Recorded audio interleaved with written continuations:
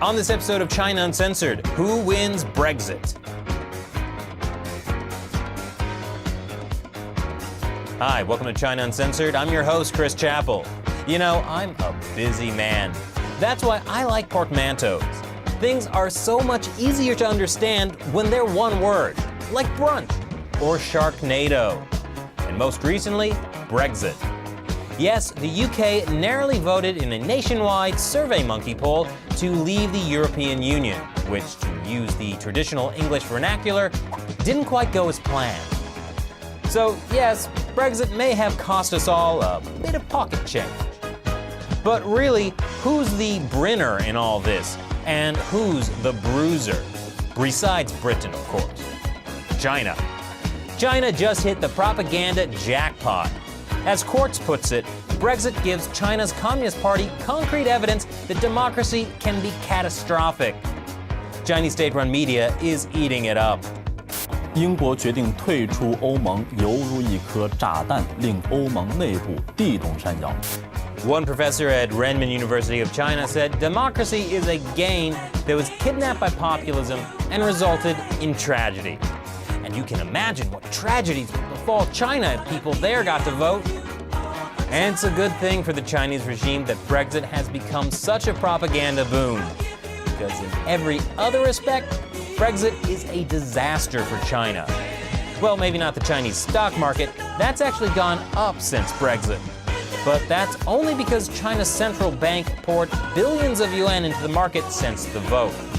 And that kind of top-down benevolence doesn't happen in a democracy. But unfortunately for the Chinese regime, Brexit has foiled their long-term plans for infiltrating Europe. China has invested heavily in the United Kingdom. Britain is currently China's top destination when it comes to investing in Europe. 20% of all Chinese foreign direct investment in Europe goes to the UK.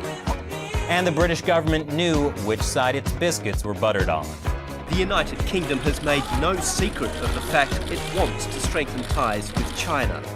And that's thanks largely to soon-to-be former Prime Minister David Cameron.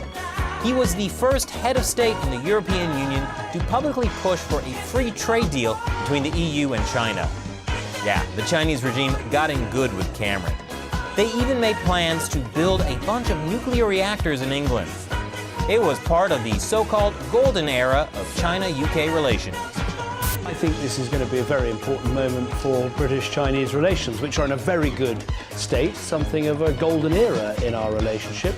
I mean, it can really only go up since the Opium Wars. But anyway, under Prime Minister Cameron, the UK was the first EU member that wanted to give China full market economy status. That would have made it harder for the EU to impose tariffs on cheap Chinese goods that flood the European market. But that's all likely to change thanks to Brexit. That's partly because other powerful members of the EU don't have such a cozy relationship with China. Germany's economy minister recently said Germany needs to take an aggressive position against China. China is already in an economic slump, with growth at a record low of no one really believes their GDP data anymore. So anything that could slow China's trade with Europe can now do real damage to China's economy. Even China's relationship with the UK itself might get a bit icy. This recent report to Westminster by activists and conservative MPs called The Darkest Moment says the UK should distance itself from China. One of the report's authors, Dr. Christopher Hancock, said in a statement that British citizens can and must attempt to change their government's hitherto misguided response to China. So as David Cameron steps aside, it might be the hitherto golden era takes a Brexit. Or is it Chexit? So what do you think about the impact of Brexit on China? Leave your comments below. Once again, I'm your host, Chris Chappell. Thanks for watching China Uncensored. On this episode of China Uncensored, Chinese smartphone knockoffs are taking a bite out of Apple's sales. War.